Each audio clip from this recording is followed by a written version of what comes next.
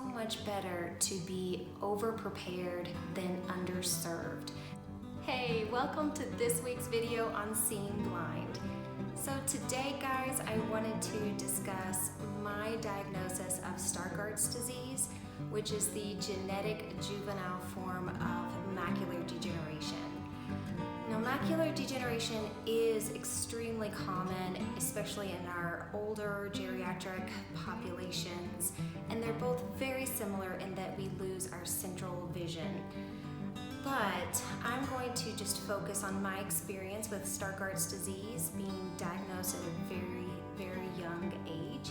So if you are a new diagnosis yourself, or if you have a child who was newly diagnosed, this video should hopefully help you. So let's get started.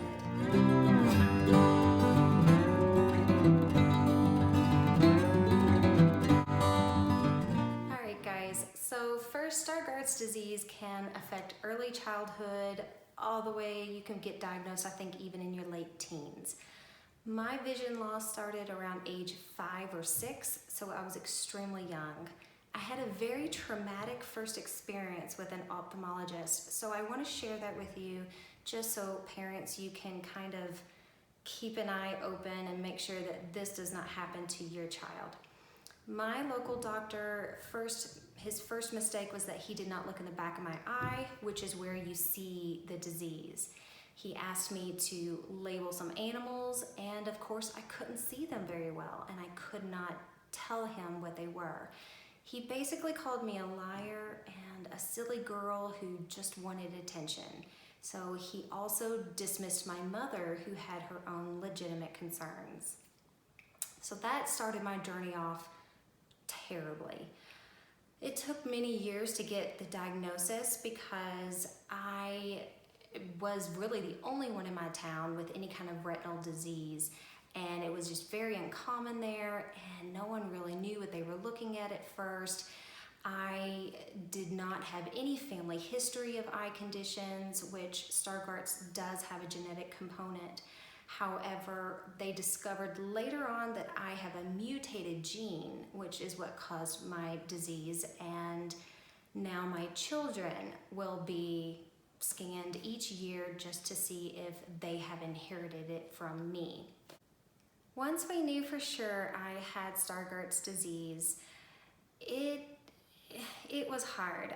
We knew that I wasn't going to lose my vision completely.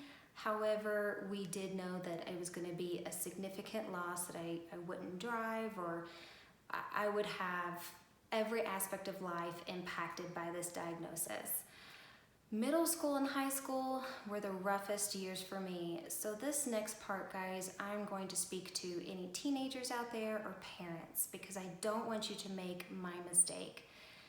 When I was in middle school, high school, I just swept this diagnosis right under the rug. I tried to ignore it. I tried to avoid it. I didn't talk about it. I didn't express a lot of interest in materials and devices and resources. I just wanted to blend in. I wanted to act like all the other classmates in my school because I had no one to relate to. I was the only visually impaired student. I did not have the communication skills or the know-how to talk to my friends about it and to explain to them what was going on. They just assumed I was the class dumb blonde, and I preferred that over the truth. So I worked my butt off learning how to track voices and how to appear as though I was looking directly at people even though I could not see them.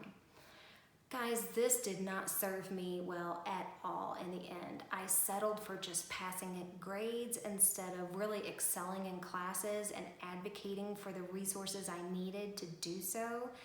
I didn't know what some of the resources and aids and devices out there, what they were really, or how to use them. And some of them really require practice. So I would just write them off when they didn't immediately give me satisfaction or immediately, give me some big payoff. So parents, I really encourage and urge you to advocate for your child and introduce them, whether they are open to it or not. introduce them to the world of other people who have retinal diseases that are visually impaired like them, so that they have someone to talk to, someone to relate to. Know what your resources are, know what the devices and aids are, and make sure that it is so much better to be over-prepared than underserved, because I was underserved and I fell through the cracks, and my high school and middle school years were miserable for it. Help your child by facing the diagnosis.